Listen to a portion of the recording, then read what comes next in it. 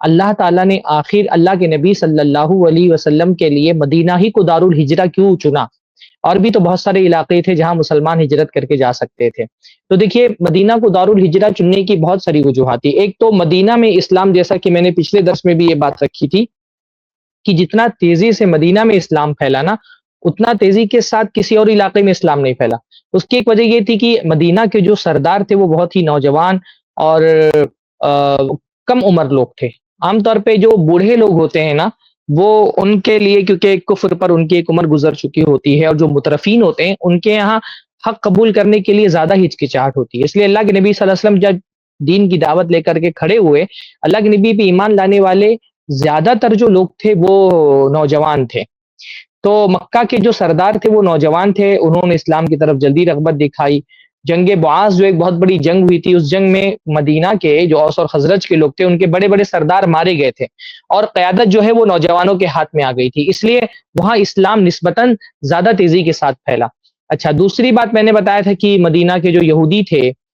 وہ یہودی بڑی تعداد میں مدینہ میں پائے جاتے تھے، دوسرے عرب علاقوں میں یہودی اتنی بڑی تعداد میں نہیں پائے جاتے تھے۔ ان یہودی کی وجہ سے بھی اوس اور خزرج کے لوگوں نے جلدی اسلام قبول کیا، اور مدینہ جب اللہ کے نبی گئے تو ڈائریکٹ یہودیوں سے خطاب کرنے کا اللہ کے نبی صلی اللہ علیہ وسلم کو ایک موقع ملا جو مکہ میں نہیں نصیب تھا۔ اچھا، تیسری بات یہ کہ مدینہ نسبتاً قریب بھی تھا مکہ کے، اور مکہ جو مسلمانوں کا قبلہ ہے، کعبہ ہے، اور ظاہر سی بات ہے کہ اس سے قربت بھی ایک بہت اہم وجہ تھی، جس کی وجہ سے اللہ تعالیٰ نے نبی صلی اللہ علیہ وسلم کے لیے مدینہ کا انتخاب کیا کہ مدینہ کو اللہ کے نبی دارالہجرہ بنائیں۔ ایک جو ہے نا، ایک وجہ یہ بھی تھی کہ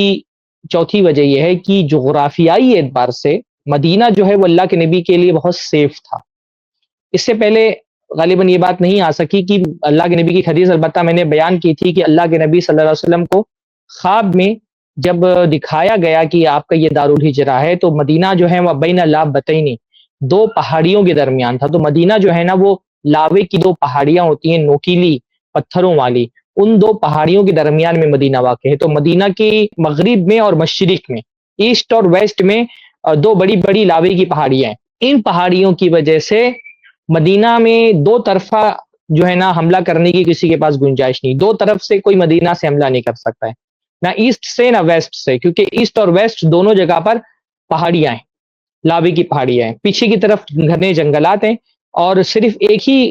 علاقہ ہے یعنی شمال کی طرف کا علاقہ جو کھلا ہوا ہے۔ تو جغرافیائی اعتبار سے مدینہ ایک قلعے کی طرح تھا جو دو طرف سے بند تھا، اور کسی بڑی فوج کے لیے ممکن نہیں تھا کہ مدینہ پہ حملہ آور ہو پاتے دو طرف سے۔ اس لیے آپ دیکھیں گے کہ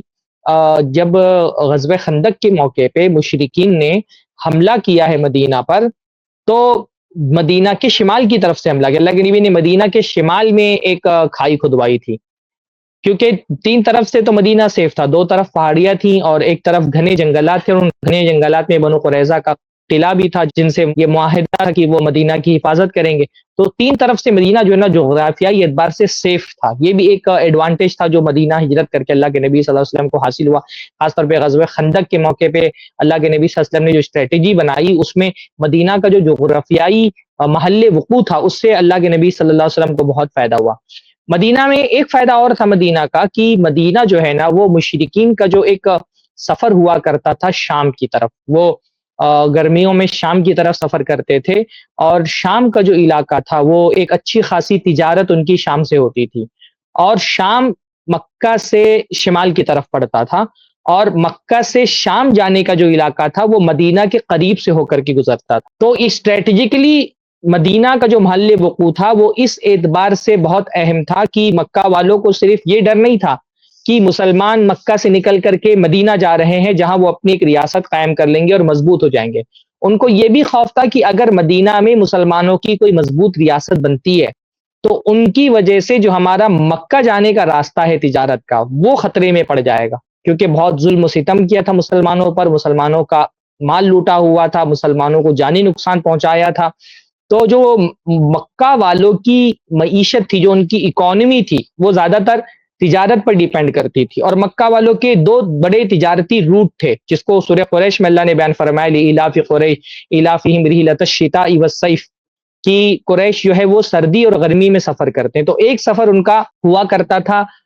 شام کی طرف، اور شام کی طرف جانے کا راستہ مدینہ کے قریب سے ہو کر کے گزرتا تھا۔ تو دشمن سے صرف جنگ کے میدان میں ہی لڑائی نہیں لڑی جاتی ہے، ایک اس کی اکانومی کو نقصان پہنچانا بھی ایک اسٹریٹجی ہوتی ہے جب ہمارا دشمن ہوتا ہے۔ تو اس اسٹریٹجی کے حساب سے مدینہ ایک بہت اچھی جگہ پر واقع تھا جہاں پہ رہ کر کے مسلمان جو شہرت کی مکہ والوں کی اس پر حملہ آور ہو سکتے تھے، یعنی وہ جو تجارت کا جو قافلہ شام کی طرف جاتا تھا اس تجارتی قافلے پر بھی مسلمان حملہ آور ہو سکتے تھے۔ تو اس اعتبار سے بھی مکہ